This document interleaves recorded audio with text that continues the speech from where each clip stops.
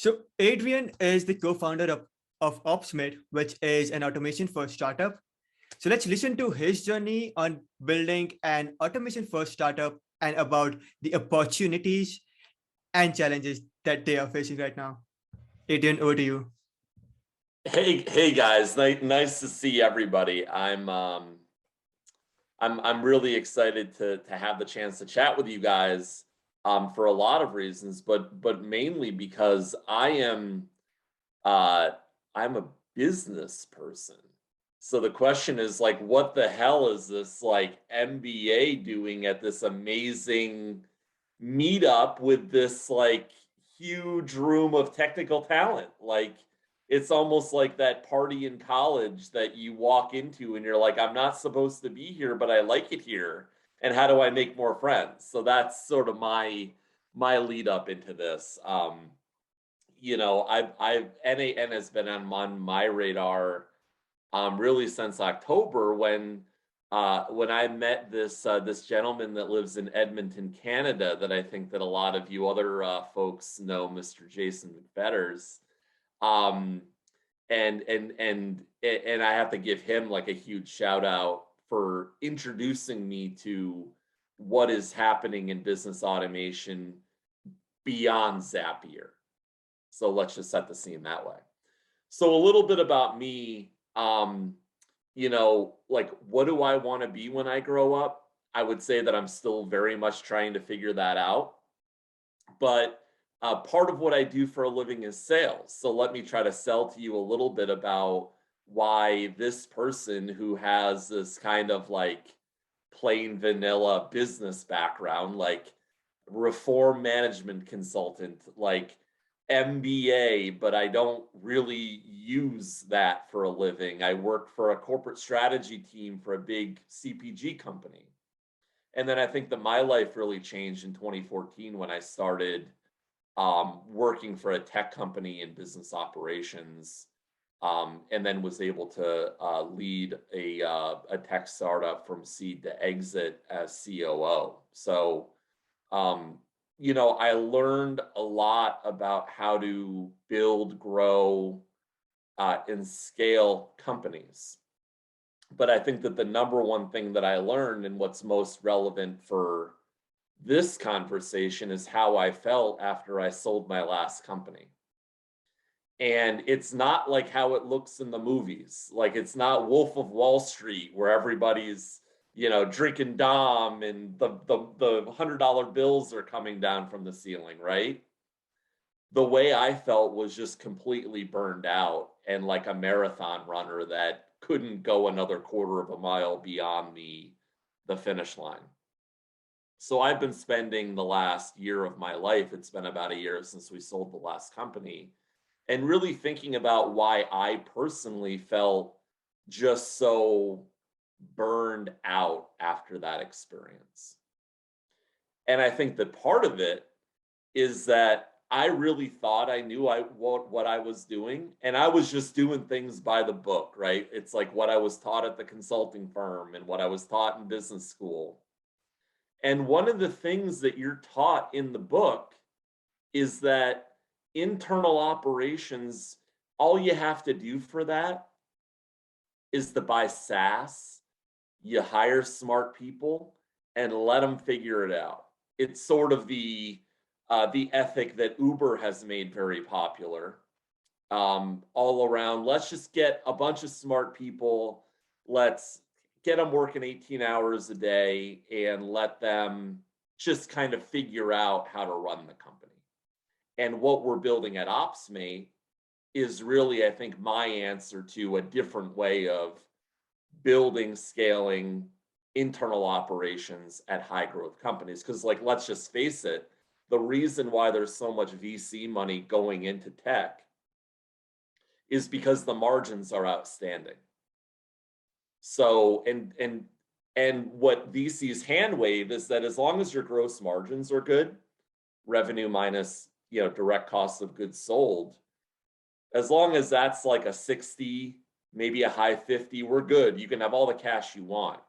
But what's buried underneath that gross margin line in SG&A is all of the operations people And whether that's marketing ops or sales ops or finance ops or customer service ops, all of the manual Turks that are operating companies today with very little technology. And I know that that resonates for a lot of people in this room because we are, after all, at like the best automation tool that's out there, and a lot of people using their evening on a Friday to participate in this. So as a business operations person, like this is what I see when I look at a company.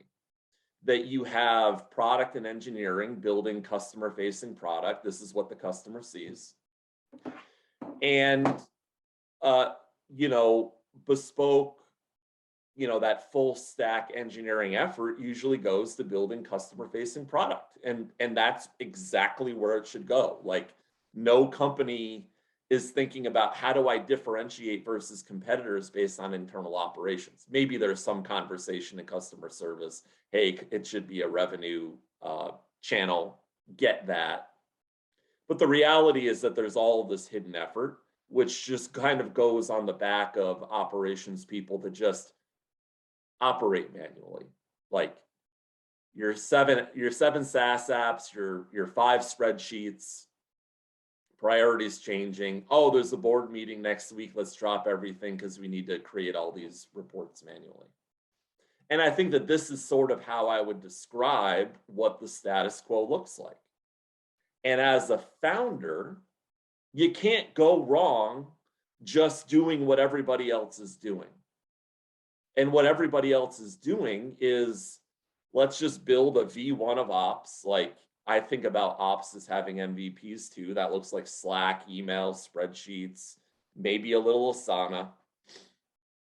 And then there's a point where the business starts to scale, and just what people do is that they add SaaS, they add hire, they add outsource.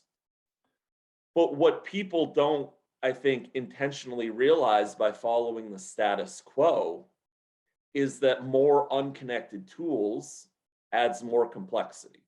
So the whole reason why we love tech is it can scale very fast. But the product can't scale if operations doesn't scale along with it. And my experience has been manual operations often holds back a really amazing product from scaling as quickly and getting into as many users' hands as it can. So, like, we're at the NAN meetup. Like I said, like we're smart people that are comfortable being contrarian. So what if the status quo sucks? I think we all can see that, and I think that many of us have experienced that.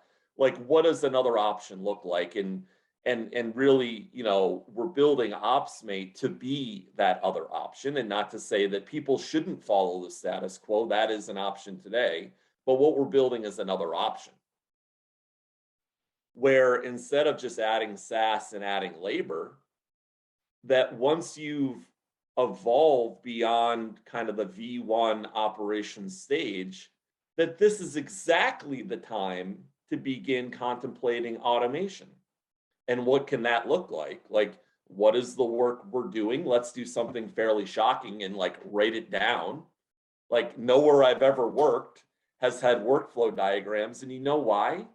Because I never thought to do it because nobody else was doing that. And that just seems so pedantic in like a fast moving tech world. Like, hey, everybody, let's not do any work for a week and write down workflow diagrams about the work that we've been doing. But when you look at things through an automation first lens, it just makes sense, because if it's hard to automate things if you can't see those connections. And I think another huge thing that particularly Jason has taught me is all around infrastructure.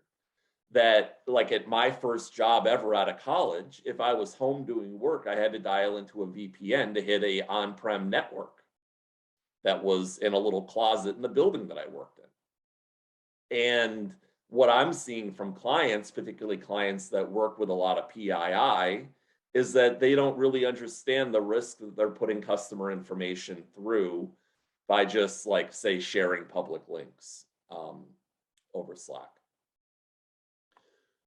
So that's, I think, really, I think where I'll end, because I'm at time, which is, I think that everybody in this meeting has the same end goal in mind. Like, how do we initiate this macro change in how work is done?